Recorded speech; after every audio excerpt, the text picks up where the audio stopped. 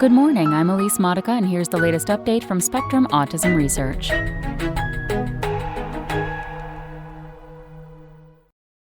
The Link Between Vitamins, Supplements, and Autism Explained by Peter Hess. Prenatal vitamins help ensure that a fetus has everything it needs to develop. Research indicates that too little or too much of certain substances during pregnancy can increase the child's chances of having autism. But many of these studies are observational in nature and are not set up to prove a cause and effect relationship.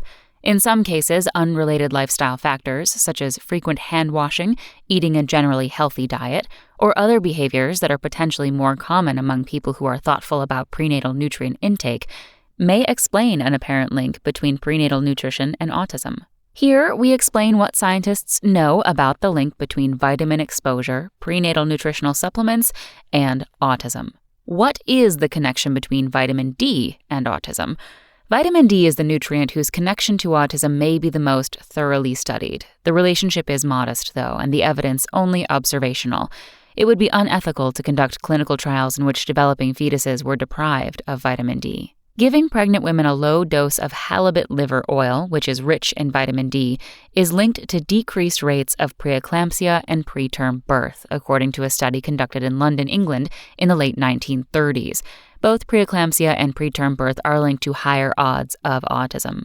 More recent research, too, shows that having low levels of vitamin D during pregnancy is associated with a higher likelihood of having a child with autism. Women with low blood levels of vitamin D during pregnancy, for example, were more than twice as likely to have a child with autism as those who were not vitamin D deficient, according to one analysis in the Netherlands. But autism is relatively uncommon in this population, with a prevalence of 1.6%, so doubling the chances still represents only a small absolute increase over the 1.4% prevalence seen in the general population. Most of the women with low vitamin D did not have children with autism. In the Dutch study, only low vitamin D levels during the second trimester were linked to autism odds, but vitamin D in the third trimester might also matter. Newborns with low blood levels of vitamin D were 33% more likely to later be diagnosed with autism than those born with high blood levels of vitamin D, according to a small study in Sweden. Supplementing a woman's diet with vitamin D later in pregnancy does not seem to confer any benefit, though.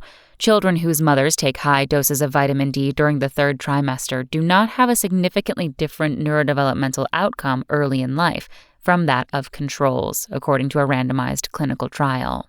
Sunlight exposure enables the body to produce vitamin D, so some research has focused on autism prevalence among babies conceived during winter months, when there is less sunlight during the day. In one study in Scotland, 1.3% more children conceived during winter months had autism, intellectual disability, or learning difficulties than did those conceived in sunnier seasons. Some experts propose that the increased autism odds among children conceived during winter months are linked to the influenza season. Infections in pregnant women can lead to maternal immune activation, which, among other things, may speed up the expression of autism-linked genes. What about folate?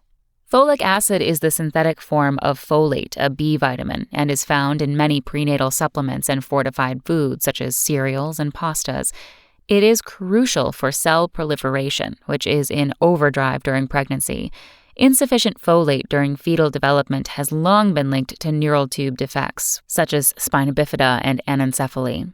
Multiple studies link prenatal folic acid supplementation to lowered odds of autism, even when pregnant women take epilepsy medications such as valproic acid that appear to increase those chances. Too much folic acid may also increase the odds of autism, though. Excess folic acid supplementation had similar effects as folic acid deficiency in one mouse study, for example. The experimental mice in this study ingested 10 times as much folic acid as controls. These results do not mean folic acid should be avoided, just that it should be taken in recommended quantities. Is there evidence linking iron supplements with autism? This mineral is an essential component of the protein hemoglobin, which enables the blood to carry oxygen around the body and to a fetus's developing brain. Anemia, or iron deficiency, during pregnancy is linked to increased odds of autism, intellectual disability, and attention deficit hyperactivity disorder in children. Iron may also offset any negative effects from maternal immune activation by protecting against a class of immune molecules called C-reactive proteins. Are there other nutritional factors at play, maybe fatty acids? Fatty acids reinforce cell membranes and ensure proper communication between neurons. Some parents of autistic children swear by fish oil supplements to help ease behavioral issues, but the research is spotty. Docosahexaenoic acid, or DHA, an omega-3 fatty acid found in oily fish, may offset the effects of maternal malnutrition or stress, both of which can alter gene expression and contribute to autism odds, according to a mouse study. Other fats may not have the same protective effects. A high-fat diet during pregnancy can lead to persistent, potentially harmful brain changes in mouse pups, according to one study. Some of the brain areas affected in this study include behavioral circuits associated with autism. What do you even do with this information? Half of pregnancies are unplanned, and in the case of some nutrients, such as folate, it is protective only if it's taken right before and just after conception. When it's best to take vitamin D is unclear, as is true for most other nutrients. Additionally, many studies on prenatal nutrition contain a multitude of confounding or unmeasured variables. Scientists usually do everything they can to eliminate the impact of any confounding factor, such as maternal exercise, access to healthcare, or a genetic predisposition, but it is not possible to eliminate every possibility.